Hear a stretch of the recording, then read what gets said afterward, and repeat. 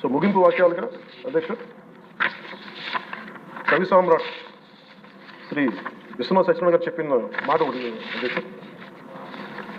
అన్ని అనర్థాలకి మూలం మానవ ప్రవృత్తి హేతువు కానీ, వాని జాతి కానీ, కులం కానీ, మతం కానీ, ప్రాంతం కానీ కాదు. వ్యక్తులు చేసిన తప్పుల్ని దయచేసి వ్యక్తులకే ఆపాదించాల అధ్యక్ష, పార్టీలకు కాదు. అలాగే ఈ క్రమంలో తప్పులు చేస్తే విధి నీతిలో ఒకటి చెప్తారు,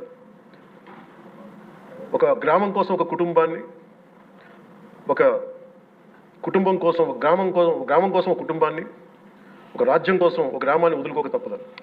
అలాగే నాలాంటి వాడు కూడా తప్పులు చేసిన అధ్యక్ష చాలా నిస్సందేహంగా నాలాంటి వాడిని కూడా శిక్షించాలి అధ్యక్ష. అలాంటి బలమైన సంకేతం ప్రజలకు పంపించాలి అధ్యక్ష.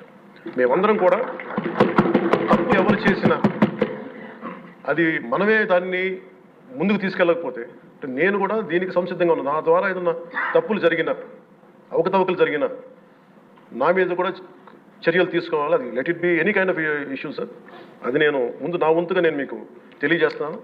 I will be liable if I do any mistake as I uphold this as long as I hold this responsibility. అందుకని అందరం కూడా మేము దీన్ని స్ఫూర్తిగా తీసుకొని గౌరవ ముఖ్యమంత్రి శ్రీ చంద్రబాబు గారికి మీ అపారమైన